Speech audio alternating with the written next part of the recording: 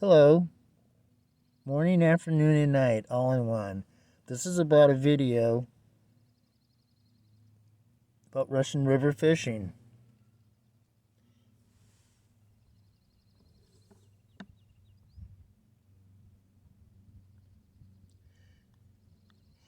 Well, there's Moose Pass.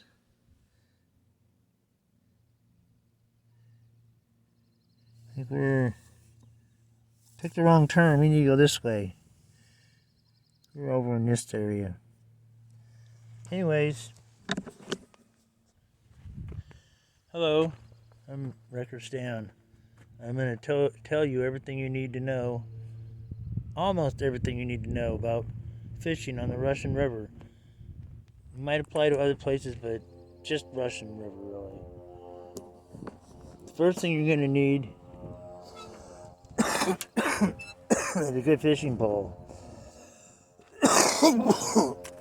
Medium action. Right there you find out all the stuff. This is a 70 inch medium action, 15 to 20, 10 to 15, 10 to 25 pound line. This is like the perfect size for both runs. The first run of reds on the Russian River in Alaska is the first run. They're smaller fish, and then on the second run, the fish pick up a few pounds. So that pole there is good for both runs. And then you got, this is the next size down ugly stick from now. These are both the same size. I've had this one forever and ever. And this one's 6 to 15 pound, 70 inch medium action. That's weird. This must be a 77. No, it says 70. Weird. Well, why is that 70 and this one says 70? And it's shorter.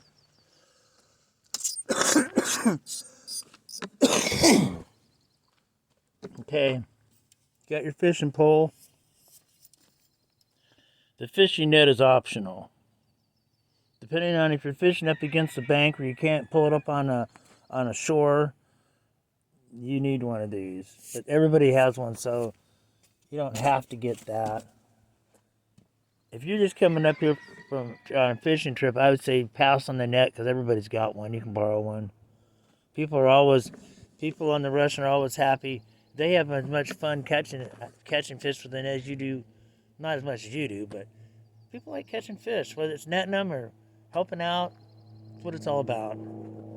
Okay, you got your fishing pole, your net.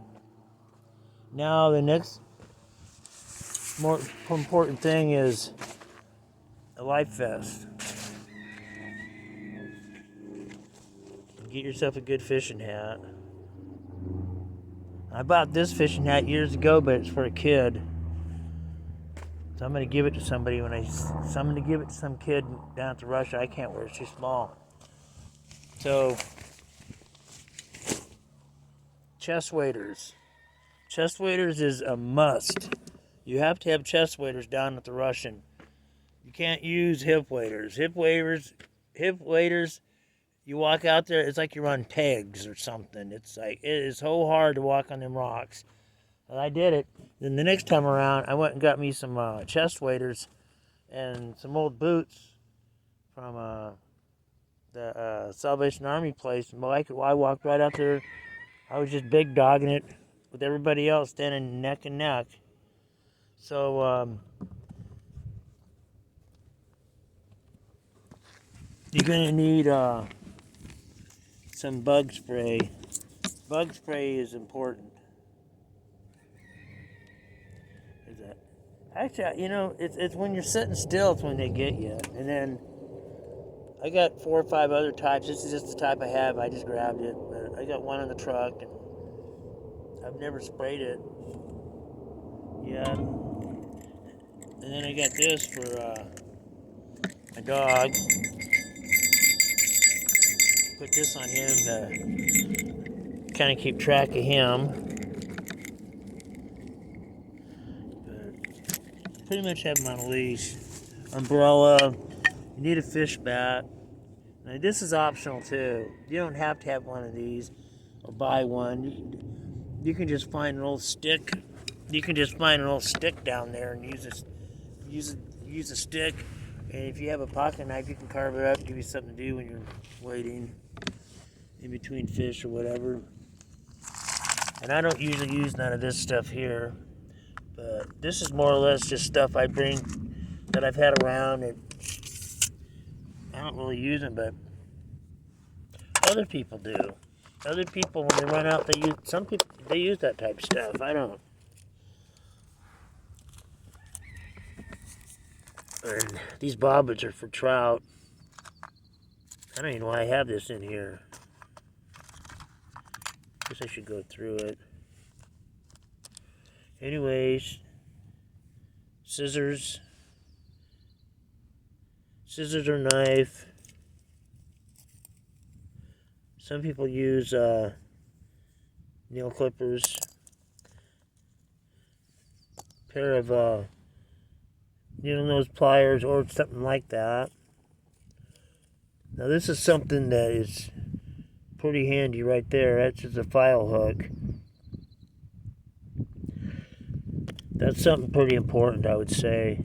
I would say that's important because you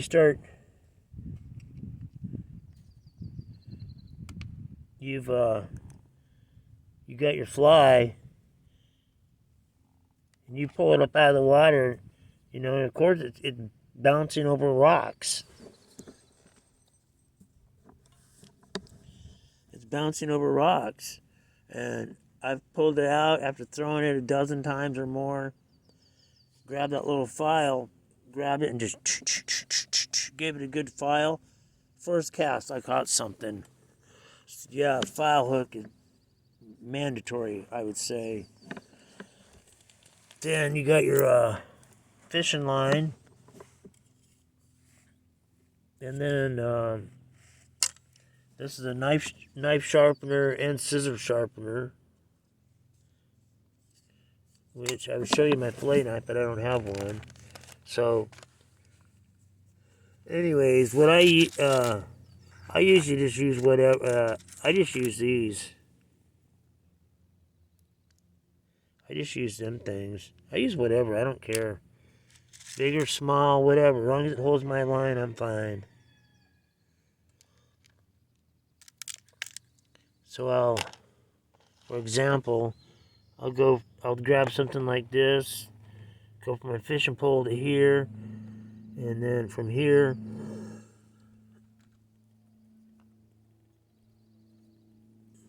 well, that one there's kind of scraggly. I think I found that one. I will tie a line on from here to here, like 2 to 3 feet or so, depending on how high or low the water is or how fast it's running. That determines you got to just do that on feel. I use the little split shot ones because it's real easy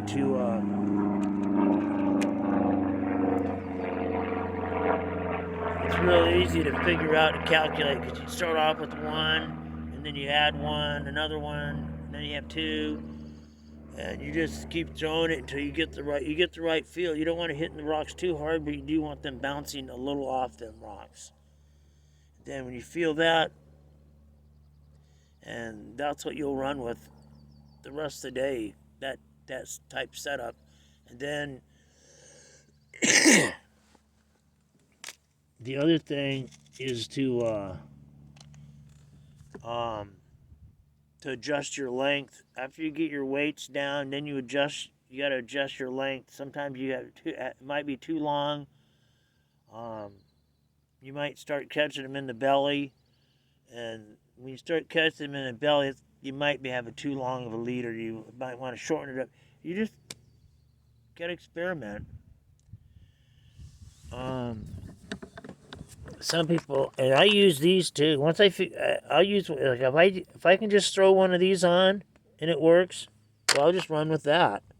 And then when I run out of them, I'll go to these split shots, because you want to have a little bit of backup. I'm telling you, because you get out there and you'll throw your setup, and it will get snagged. The first cast, snag. Get back, tie your stuff up. First cast, snag. So, yeah, it gets frustrating, but whatever. And I have a pair of backup hip waders. Because the worst thing is when you tear a hole in your pair, there's a pinhole in them. Oh shit, Dexter's after him. Dexter! Oh, Dexter's chasing a bunny. I could tell by the way he runs and his tail is up. I could tell he's chasing a bunny. I hope he doesn't get it.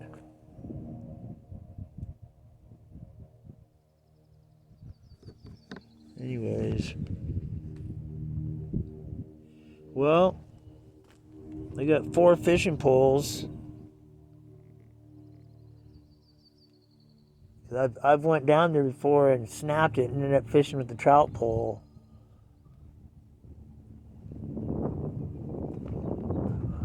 Or fishing with I've fished with half a pole. I've fished with half a pole. I've fished with a part of a pole. Oh, there's Dexter. He didn't catch the bunny, obviously. Good. All right.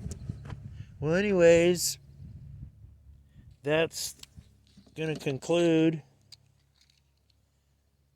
what you're going to need to start out fishing on the Russian River. Oh, yeah, you're going to need cash, because I don't think they take credit cards at the ferry, the thing that goes across to the river. The better fishing is on the other side, everybody says.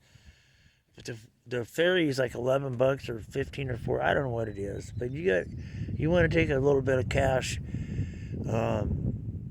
in case you want to, because you might go over there and come back and might want to go back later in the day or something. I don't know. And I think you got to pay cash at the gate too, getting in. So there's always, like I said, this isn't everything. Everything would be quite detailed, I would think. Anyways, this is part of everything you need to get going on fishing. Anyways, have a wonderful day. Bye.